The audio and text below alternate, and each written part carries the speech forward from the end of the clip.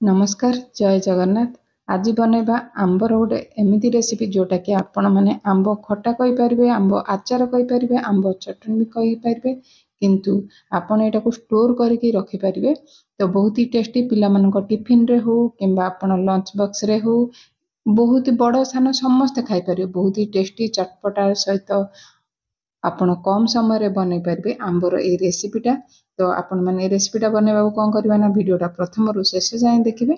तो मुझे नहीं 4टा आंबटा आपन को जदि खट्टा अच्छी तो टिके आपण एथि अधिका चीनी गुड़ लगी पार। जदि आपणकर आंब टिके मीठा खटा अच्छी तो रेसिपीटा बहुत ही बढ़िया लगे, कम चीनी गुड़े आप बन पारे। तो यहाँ मुझे ग्रेटर नहीं तो देखिपे जदि बड़ कणार आप ग्रेट करुँच आंब जगह टिके बड़ बड़ माने टाइप बाहर तो आपण ये जो छोट ग्रेटर जदि करुँच आपणकर ये जेली आचारटा तो बहुत ही देखिया भल लगे आपन को।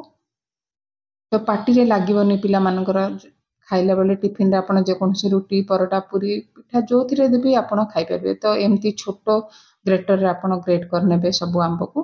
तो चाहिले आपण म एठी 4टा करछि, आपण अधिक आंब को भी नेकी आपण ए आचारटा करि परबे। तो देखि पते जो सोरु सोरु होछि सेथिरे आंब को सब आमे ग्रेट करनबा। तो आपण एटा बनै किरी मास मास धरिकी खाई पारे। तो एमती बनैले आपणकर मासे भी जीवनी पिला माने सब खाइजिबे।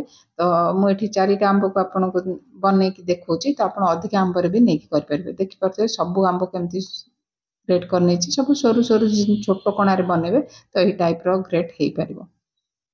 तो आपण एठी मेजरमेंट करिया पय गिन्ना नै परिबे। तो से अनुसार आमे चीनीटा एठी यूज करबा। तो एठी मु टिके दबे दबे नोछि, देखि परते एठी 2 गिन्ना होछि। तो आपणकर जदि आंबटा टिके खट्टा थिबो तो आपण एठी गुड़ चीनी रो मात्रा टिके अधिका नै परिबे।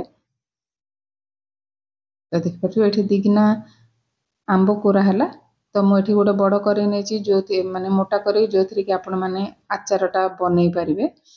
तो एठी सब जो आंब को आमे मापी की रखिथिले सब को पकै नबा। तो आपण एमती आचार इंस्टेंट बनै की खाई परिबे, तो स्टोर भी करि परिबे। तो जो गिनारे मु मापिकी नहीं आंब से गिनारे गोटे गिना चीनी देछि। जो आपन जदि ए जेली आचार को टिके ग्रेवी चाहूचंती टिके अधिका मीठा चाहूचंती तो एठी आउ अध गिना चीनी आपन नहीं परिबे। तो एठी टिके आंबर मिठार बैलेंस पे अल्प लूण देकी सब को भलसे गोळै नेबा। तो आपन को ना खरा देखेबा को पड़िबो ना आपन को बेसी समय अपेक्षा करिया पड़िबो। बहुत ही टेस्टी माने ई आंबर मिठा आचार बनकी रेडी हो जाउची। जहाँ आपन को ग्रेट करिया को टिके परिश्रम लागिबो, नले बहुत ही सहज रे बहुत ही कम समय रे आचार आपन बनै परिबे। सब को मिसे की गोलेला पर हमें कवर करनबा 10 रु 15 मिनिट, जोटा कि चीनीटा भलसे मेल्ट हो जिवो। तो आपन गुड़ चाहिले भी आधा गुड़ आधा चीनी आंबर मिसे की रखी परिबे। मु केवल चीनी रे बनेछि। तो देखि परथि केते सारा पानी बाहरिछि। तो चलतु आम गैस हटि जा। ये गैस रईट ऑन करके ये बसई नहीं। प्रथम गैस को आप जमा हाई फ्लेम करें, मीडियम हिट रे ही 3 रु 4 मिनिट भलसे आम आंब को पकई नबा।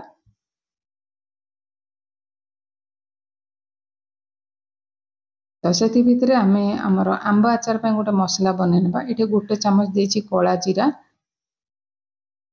जोटा कि भलसे आम भाजी ना तार बास्नाटा जमी भल आसबो।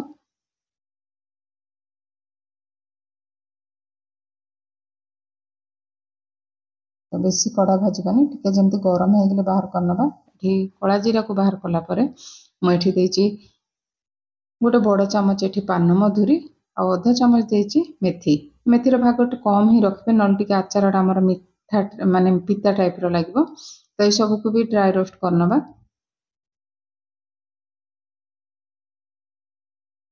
आपण बोतल रे रखिकी पिला मानकु टिफिन रे आपण जेकोसी उपवास व्रत रे भी सांगे सांगे आपण बने की खट्टा खाई पार नथबे तो एमती बने की खाई परिबे। तो ये भाजी गला आमर मेथी आ पान मधुरी ताकू भी बाहर करनबा। तो ये ठंडा होला पर मु हेमदस्ता रे कुटी नेबी। आपण चाहिले ग्राइंड करि परिबे दरदरा टिके। एटा आमे जो आचार रे पकेबा टिके खदड़ा अंश रहिले भल लागिबो। तो बास्नाटा भी भल देबो। देखि परछो एठी टिके दरदरा टाइप रहिछि। तो मसला गुंड को आम रखा चल साइड रे देखि पार्थिबे। आंब 3 ରୁ 4 मिनिट बसला पर आंबटा टिके ट्रांसपेरेंट हो जाइए। तो मु कही रखुची जदि आपन को टिके लिक्विड दरकार माने टिके ग्रेवी वाला दरकार तो आपण चीनी गुड़र मात्रा आपण बढ़ाई पारिबे। तो देख परंतु आंब पूरा ट्रांसपेरेंट हो गलानी।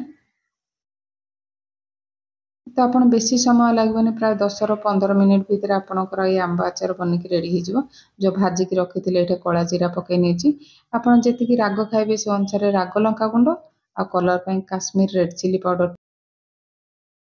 तो काश्मीर रेड चिली पाउडर देला जो आम छेचिकी रखी मसला गुंड ये पकई नवा।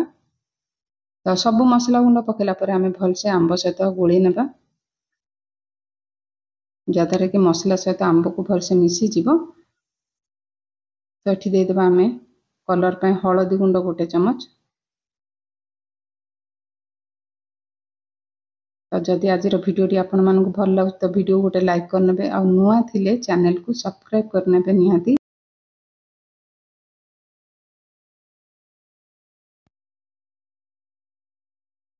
तो आज रेसिपी आपण मानक केमती लगला निश्चिंत कमेंट माध्यम रे जणाइबे। तो सबू को गोलेला परे आमे ठीक कवर करनबा पूरा लो फ्लेम रे 5 ରୁ 6 मिनिट जाए जेमती हमर मसला सहित हमर आंब चीनी सब भलसे माने सिझी जीव जोटा कि आम स्टोर करके रखी परिबा। तो देखि पाथु केते सुंदर कलर आछि पूरा जेली टाइप रही आचारटा आ बहुत ही टेस्टी राग सहित चटपटा मिठार कॉम्बिनेशन। आउ आपणकर चेक करेंगे जमी आपणकर जो चीनी सिराटा को देखिए गोटे तार होची तो से पर्यंत आपण लो फ्लेम रे आंब को भलसे पकई नेबे।